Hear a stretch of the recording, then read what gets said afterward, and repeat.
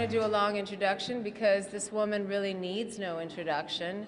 She is gorgeous. She is a thinker and a doer. She is a great artist. She is a mother, an activist.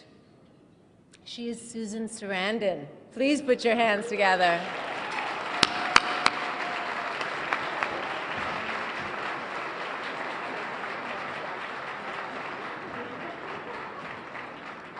I love that Padma's giving, you know, her expertise on the food.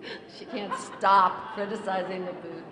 Okay, I have a very short thing that I want to say, but because you've been so attentive, and thank you all for coming, and I'm going to actually read a testimonial, and then I'll do my thing, because we haven't had one yet. So, I've missed out on many things because I've been attached to my heating pad and glued to my bed. I refused to take this disease lying down. I suffered with pain and infertility for several years, saw many doctors, and was not diagnosed until age 40.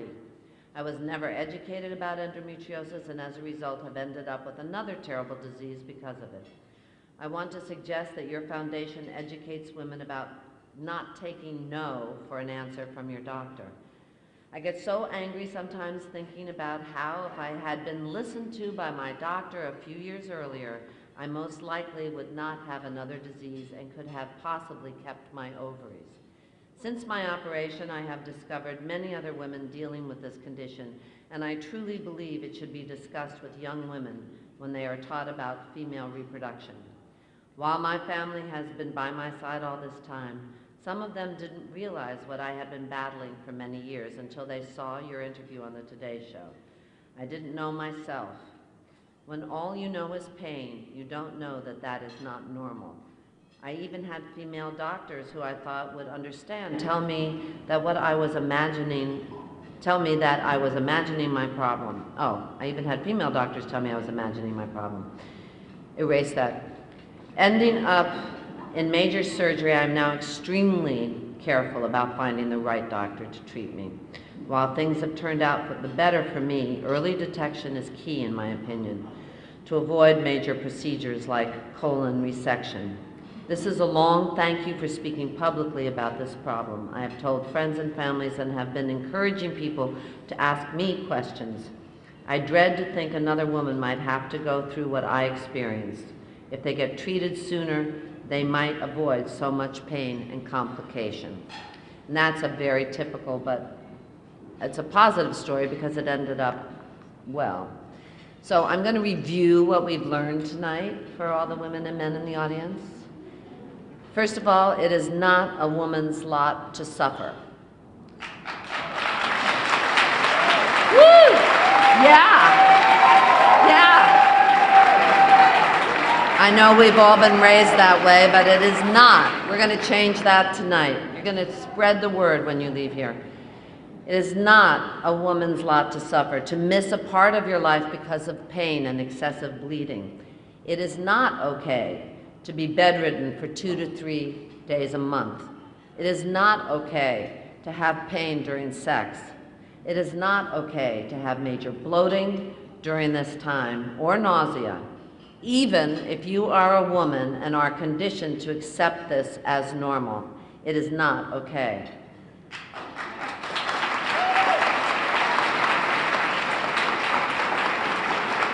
Suffering should not define you as a woman.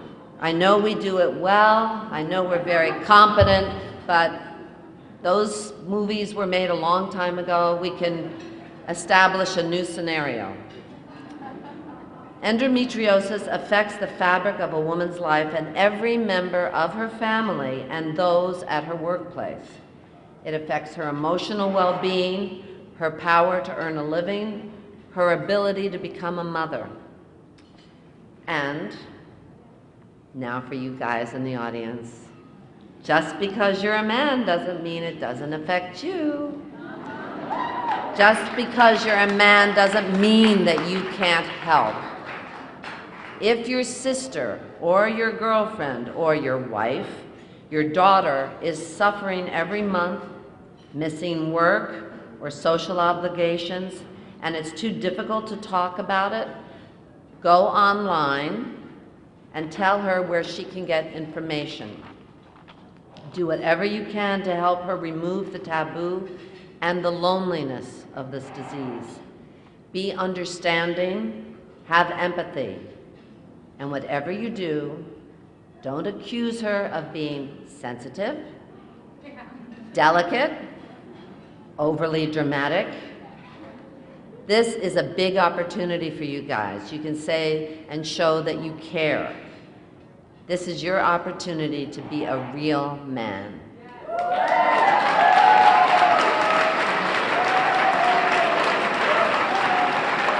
And obviously the gals are just waiting for you to be a real man.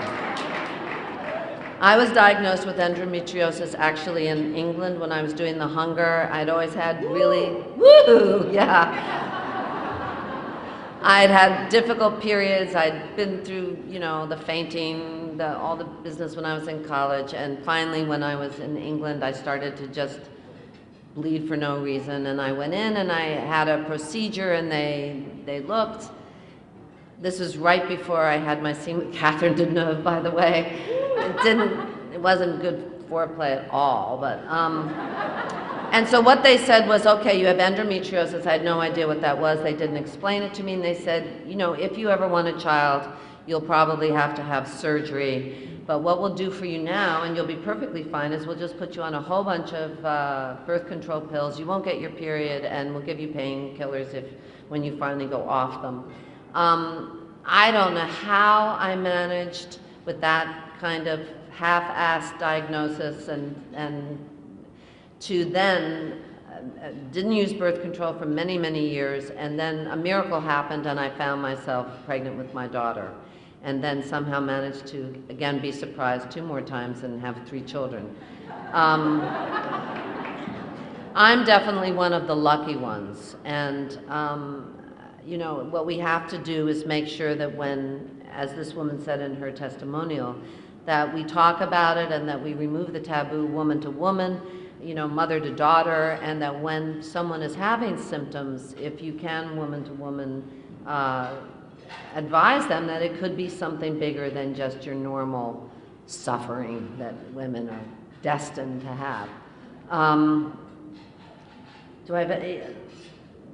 Yeah, so that's about the only thing I have to say, is that my story ended happily, and I'm sure because you're here tonight, we can make sure that there are many more happy endings. What's fabulous about this group is that there's no mystery involved. It's really just a question of passing the word, getting the money, and making sure that not only the public is educated and young girls are educated, but that doctors are educated, because it's all the testimonials that I've been reading, there's an enormous amount of just either misdiagnosis or not going far enough or pawning you off to somebody else. And so we have to make sure that you listen to what your body's telling you.